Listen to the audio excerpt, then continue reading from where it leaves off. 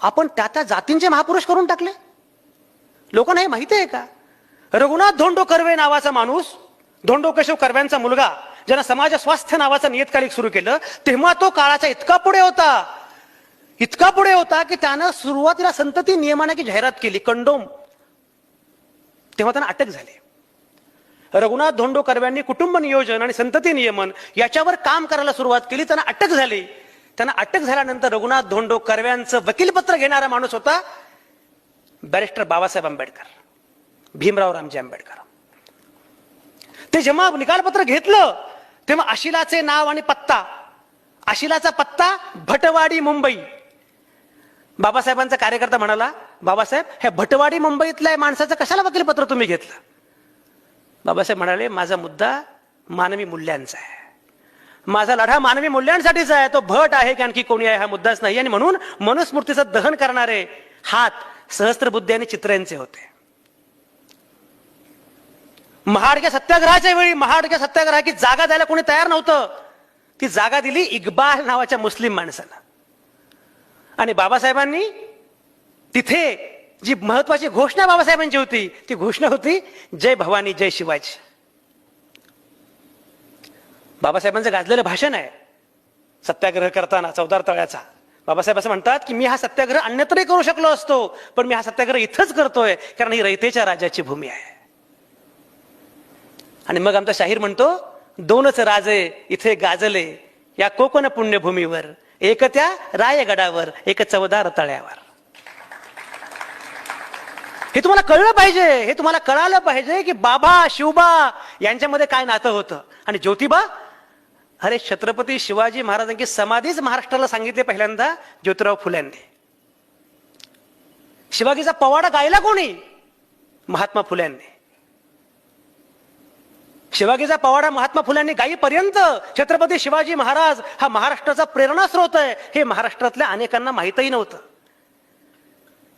ज्योतिबा, बाबा, शिवबा हे जेव्हा एकत्र येतं ना, मग कळतं अरे हा लढा जातींचा नाहीच आहे, हा लढा जातींच्या पलीकडचा मानवी मूल्यांचा लढा आहे. तरी आपण त्याला जातीचा आयाम देतो आणि मग सगळी फसगत करून टाकतो. हा जो आयाम आहे मानवी मूल्यांचा, तो लक्षात आल्याशिवाय आपल्याला पुढे जाता येणार नाही. तुम्हाला कल्पना आहे? पंडिता रमाबाई तुम्हाला माहिती आहे? पंडिता रमाबाई म्हणजे रमाबाई डोंगरे, त्या कोकणस्थ ब्राह्मण, त्या विदुषी, संस्कृत पंडित महिला असूनही त्यांनी सुनील हाय कास्ट हिंदू विमेन नावाचं पुस्तक लिहिलं. कारण त्यांनी सांगितलं की ही जी जात व्यवस्था आहे ती केवळ कनिष्ठ जातींवर अन्याय करत नाही, ती अगदी ब्राह्मण महिलांवरही तेवढाच अन्याय करते. हाय कास्ट हिंदू विमेन नावाचं पुस्तक लिहिलं. तेव्हा हाय कास्ट हिंदू विमेन नावाचं पुस्तक लिहिल्यानंतर त्यांच्यावर बहिष्कार घातला गेला, त्यांना हिंदू धर्मातनं काढलं गेलं, त्या ख्रिश्चन धर्मामध्ये त्यांनी प्रवेश केला. तेव्हा पंडिता रमाबाईंचे पुण्यामध्ये दोनच मित्र होते, एक महात्मा फुले, दुसरे सावित्रीबाई फुले. हा लढा मानवी मूल्यांचा आहे, लक्षात घेतलं पाहिजे. हा लढा मानवी मूल्यांचा आहे. आणि म्हणून मला असं वाटतं की हा लढा लढत असताना एक मला तुमच्याशी बोलता होता एक किस्सा आठवला, माझ्या पुस्तकात पण तो किस्सा आहे. राजेश, मध्यंतरी कॉलेजमधल्या एका मुलीचा व्हॉट्सअपवर मला मेसेज आला. त्यामुळे तिचा मला मेसेज आला, हाय कसा आहेस. तो मेसेज साधा होता पण मी वाचला असा, हाय कसा आहेस. तिला मी सांगितलं छान आहे छान आहे. लगेच तिचा मला पुढे मेसेज आला, तू की जात कुठली. अरे म्हटलं एकदम भस्कन बरं का. मी म्हटलं एकदम जात कसली. म्हटलं का, काय झालं. तर माझा डीपी होता, त्या डीपीवर मी महात्मा फुल्यांच्या स्मृती दिनानिमित्त काहीतरी भाषण करतोय असं काहीतरी तो डीपी होता. तर म्हटलं काय विचारलंस. तू, मला असं वाटलं की तू ब्राह्मण असशील असं ती मला म्हणाले.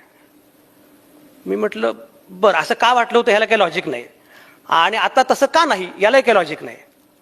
तर म्हणे नाही पण तू महात्मा फुलांवर कसं काय बोलतोस. म्हटलं तुझी जात कुठली आहे. तर म्हणे ब्राह्मण आहे. म्हटलं मग तुला माहिती आहे का, मग तर तू महात्मा फुलांवरच बोललं पाहिजेस. त्याने माझा काय संबंध आहे. फुल्यांनी सगळं काम केलं ते ओबीसीसाठी, बाकीच्या लोकांसाठी, माझा काय संबंध आहे. तिला मी म्हटलं तुला महात्मा फुलांबद्दल काय काय माहिती आहे मला सांग. ती म्हणे फार काय माहिती नाही, थोडंसंच माहिती आहे. म्हटलं सांग ना काय काय माहिती आहे. तर म्हणे पहिलं म्हणजे महात्मा फुल्यांनी मुलींची शाळा सुरू केली पहिली, हे मला माहिती आहे. म्हटलं मग तुला हे माहिती आहे का, त्या मुलींच्या पहिल्या शाळेमध्ये सगळ्या मुली ब्राह्मण होत्या. ते म्हणे काय सांगतोस, पण आता पुढचं सांग. ते म्हणे त्यांनी केशवापनाच्या विरोधामध्ये न्हाव्यांचा संप केला. म्हटलं बरोबर.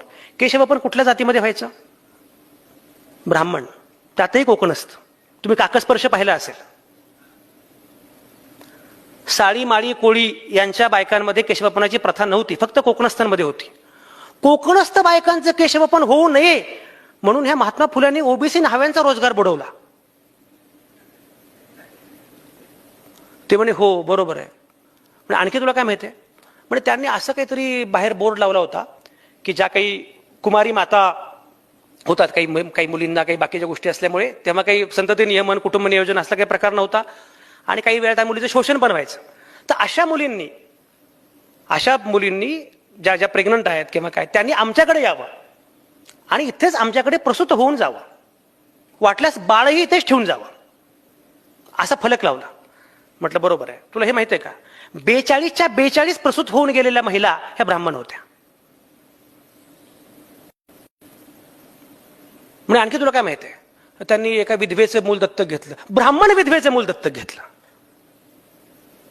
आता काय माहिती तुला? म्हणजे नाही काहीच नाही. आता मला तूच मला सांगितलं 4 गोष्टी, ह्या सगळ्या ब्राह्मणच आहेत. महात्मा फुले यांनी सगळं काम ब्राह्मणांसाठीच केलं. आता काय म्हणणार तू? मुद्दा असे मी तुम्हाला हे सांगतो यासाठी की आपण सुद्धा अनेकदा जातीअंताचा हा विचार न करता या महापुरुषांना विशिष्ट ज्याच्यामध्ये जातीमध्ये अडकवतो. हा विचार पूर्णपणे मानवी मूल्यांचा विचार होता, जातीअंताचा विचार होता. या अंगाने जेव्हा आपण या सगळ्या गोष्टींकडे बघू लागतो मग आपल्याला कळतं की अरे हा विचार फार पुढचा विचार आहे, फार वेगळा विचार आहे. आणि म्हणून मी जे तुम्हाला म्हणतोय मगाशी, फुले शाहू आंबेडकर, गांधी नेहरू आंबेडकर हा विचार, भारताची कल्पना, आयडिया ऑफ इंडिया मांडत असताना आपल्याला हे लक्षात घेतलं पाहिजे की हा विचार नक्की कुठला आहे. मी मगाशी म्हटल्याप्रमाणे मला पूर्णपणे खात्री आहे, कितीही संकट आली, कितीही आव्हानं आली तरी सुद्धा आपण ते आव्हानं परतवून लावू याची मला पूर्ण खात्री आहे. बाबासाहेब असं म्हणाले होते, एक काळ असा येईल की सगळे विकले जातील तरीही भारताचं संविधान सुरक्षित राहील आणि भारत दिमाखात झेपावेल, कारण माझा इथल्या सर्वसामान्य माणसांवर विश्वास आहे. तुम्ही आणि मी इथल्या सर्वसामान्य माणसांवर विश्वास आहे. आपण लक्षात घेतलं पाहिजे की बाकी सत्ता कोणाची येऊ अगर जावं मला काही चिंता नाहीये, माझी सत्ता जाता कामा नये. सत्ता माझी आहे, सत्ता सर्वसामान्य माणसांची आहे, माझी सत्ता जाता कामा नये. यासाठी आपल्याला हा संघर्ष करायचा. आम्ही भारताचे लोक असं म्हणत असताना मी मगाशी जे म्हटलं की आम्ही भारताचे लोक हा जर केंद्रबिंदू असेल तर आम्ही भारताचे लोक, we the people of India, आपली सत्ता ही कायम राहिली पाहिजे, यासाठी हा संघर्ष.